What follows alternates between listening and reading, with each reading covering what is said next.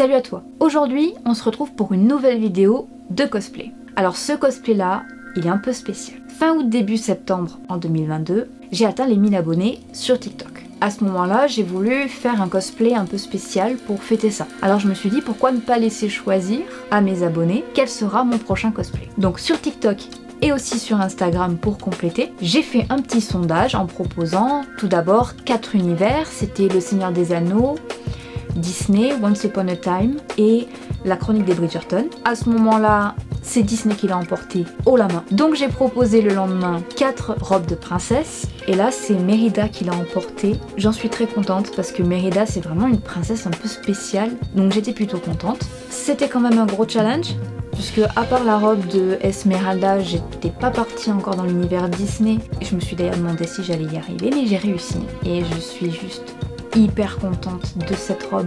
Du coup, avant de commencer à te montrer tout le processus pour créer cette robe, je vais te dire ce dont j'ai eu besoin pour la faire. C'est parti!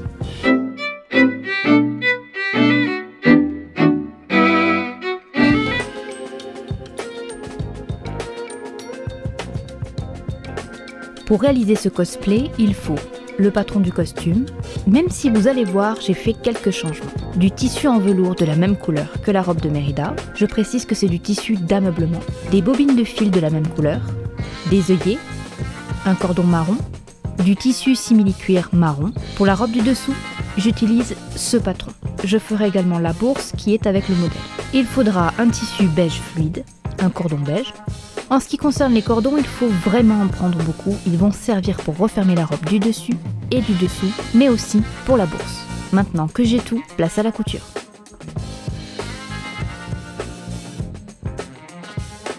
Je commence par faire la robe du dessous. En premier, j'ai étalé le tissu au sol et je place les différents morceaux du patron dessus. Et là, c'est un véritable puzzle. Je prends mon temps et n'hésite pas à placer et replacer les éléments pour ne pas manquer de tissu, ni d'en gaspiller. Une fois que tout est en place et épinglé, je commence les découpes.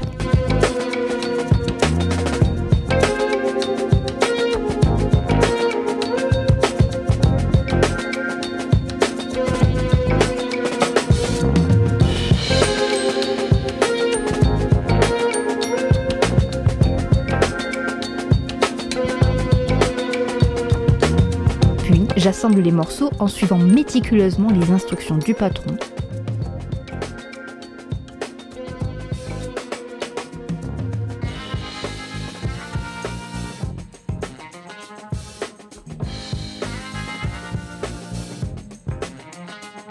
Et je passe à la couture.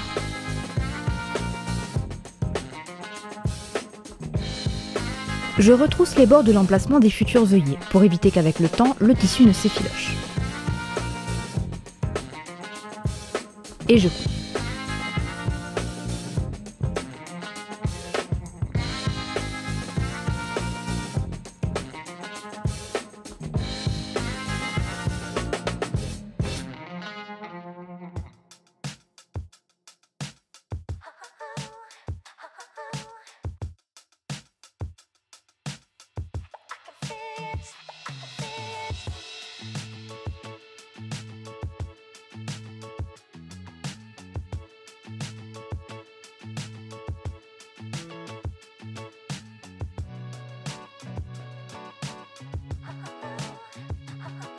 Je retourne également tous les bords du haut de la robe.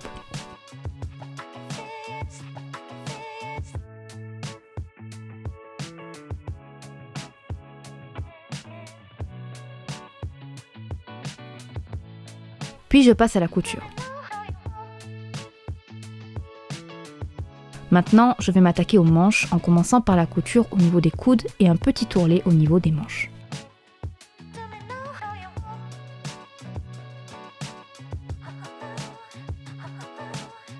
Il ne me reste plus qu'à les épingler sur la robe, ce qui va me prendre pas mal de temps d'ailleurs.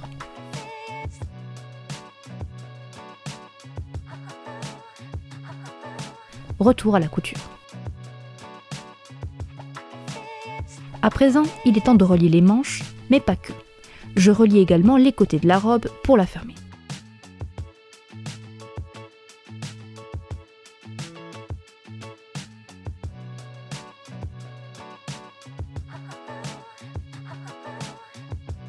Je rassemble maintenant tous les outils afin de poser les œillets. J'ai tracé au préalable des points pour savoir où faire les trous, histoire qu'ils soient à un intervalle régulier. Une fois l'étape terminée, je commence à mettre les œillets. Et voilà le travail. Il reste encore la ficelle à faire passer dans les œillets que je viens de placer. Et encore un petit détail à faire, l'ourlet du bas de la robe parce qu'elle est un peu longue.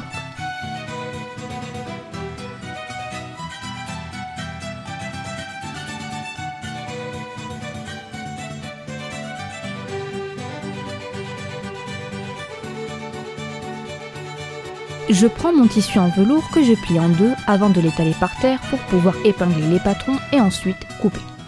C'est pas la partie la plus marrante, alors je vais vous montrer un condensé rapide.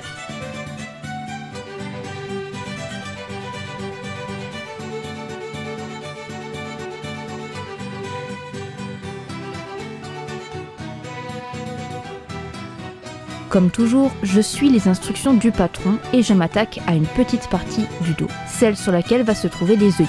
Je laisse le patron pour faire les trous car ils sont indiqués dessus. Maintenant, je commence à assembler le devant de la robe.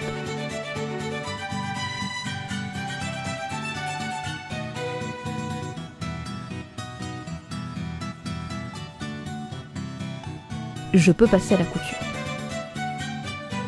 À présent, j'assemble la partie des épaules du devant avec celle de derrière.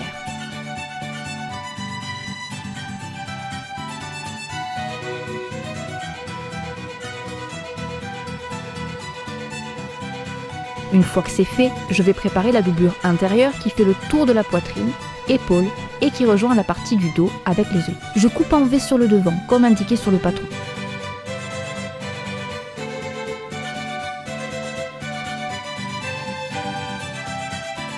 Après avoir cousu au niveau des épaules, je place la doublure sur le mannequin. Je mets les pinces tout autour et ensuite avec un ciseau, je recoupe en V sur le devant de la robe.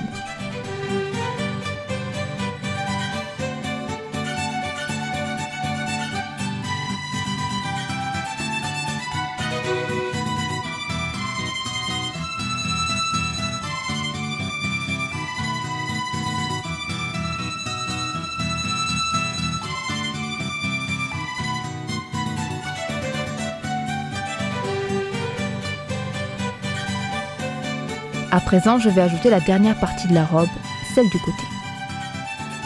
Je vais maintenant faire un point droit sur tout le tour de la partie haute de la robe. Je place donc mes pinces.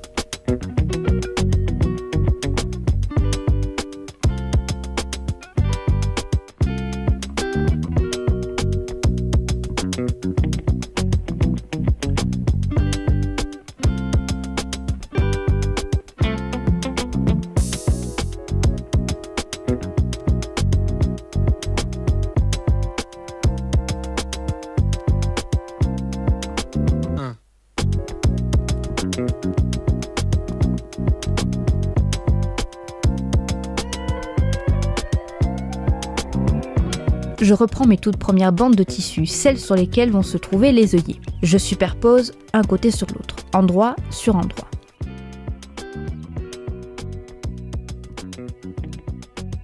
Après couture, je retourne les deux bandes de tissu. Je referme les bouts et repasse sur tout le tour avec un point droit. Une fois cousues, je les épingle sur la partie du dos. Couture.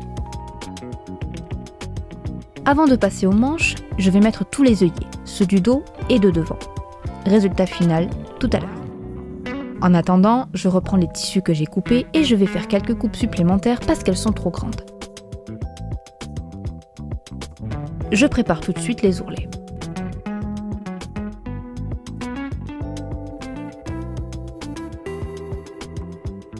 Maintenant, je vais refermer les manches.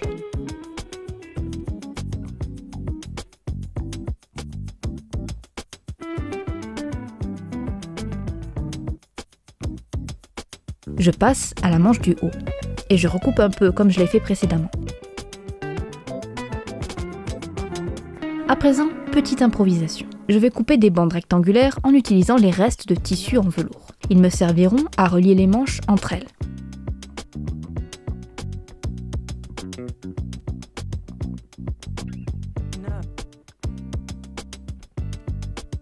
Ensuite, je les épingle envers sur envers avant de les coudre. C'est une étape assez longue, alors passons directement à la suite.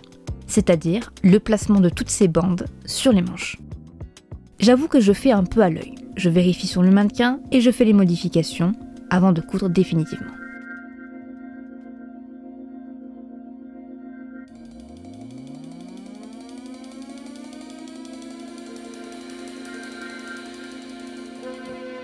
Et voilà ce que ça donne.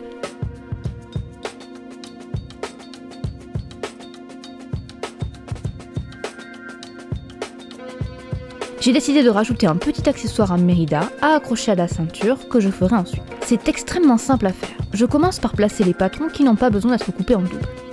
J'épingle et je coupe.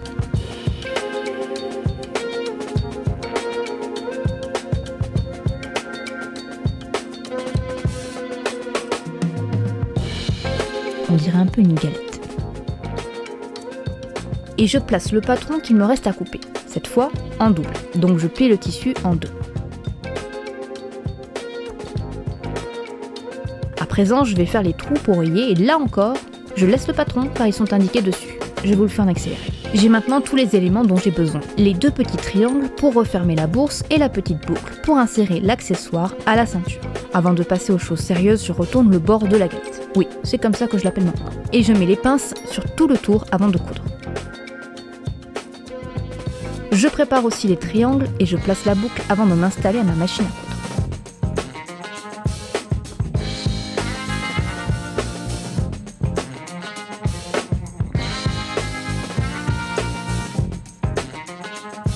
Et là, j'ai capturé avec la caméra une bêtise. Et oui, j'ai cousu la partie triangle à l'envers, ou plutôt à l'intérieur de la bourse au lieu de l'extérieur. Je m'en suis rendu compte une fois que tout a été cousu, sinon ce ne serait pas drôle. J'ai donc commencé à mettre les œillets comme si de rien n'était.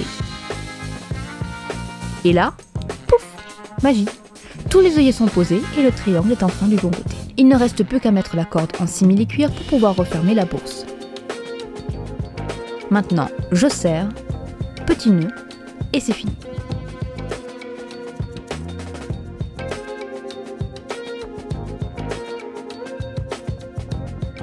Je passe à présent à la toute dernière étape.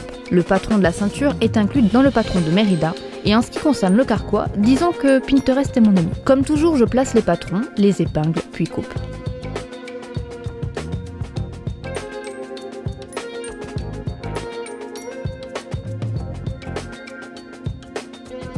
Avant de coudre, je trace et découpe également mon carquois improvisé.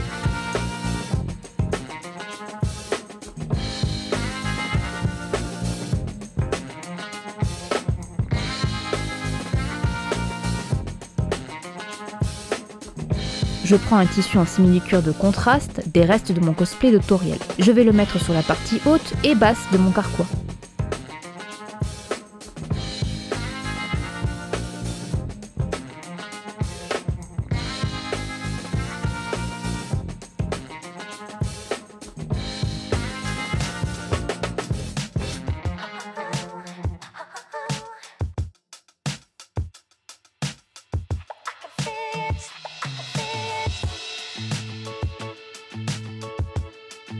J'ai également repris le patron de la bourse et plus précisément de la boucle afin d'accrocher le carquois à la ceinture tout comme Mérida.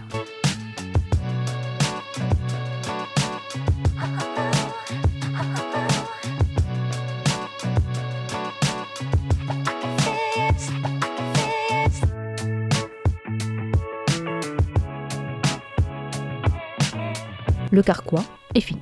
Sur la boucle de la ceinture, je décide de rajouter l'emblème des 3 ours que l'on voit dans le film. Je le dessine donc à partir du modèle afin d'en faire un patron.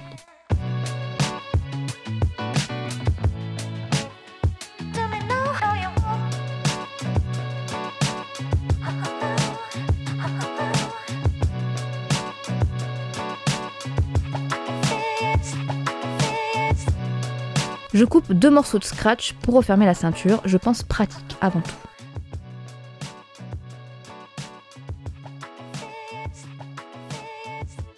Après avoir cousu les scratchs pour les renforcer, je mets les 2 tissus endroit sur endroit et j'épingle. je laisse un bord ouvert et je couds le reste avant de retourner la ceinture. Après avoir retourné la ceinture, je remets des pinces tout autour et je couds au point droit. Ensuite, je vais coudre le blason sur la boucle de la ceinture.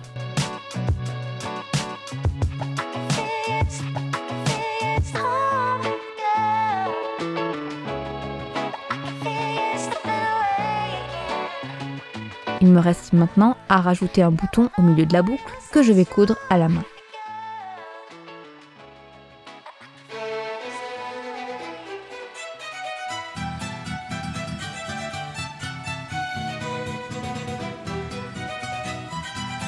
Je mets également des perles dorées à la place des yeux des ours.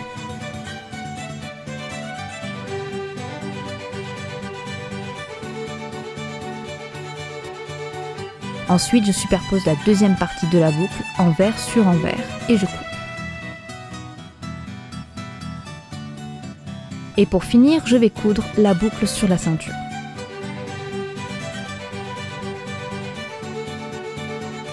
Le costume est totalement terminé, je te donne rendez-vous tout de suite dans la forêt pour voir le résultat final.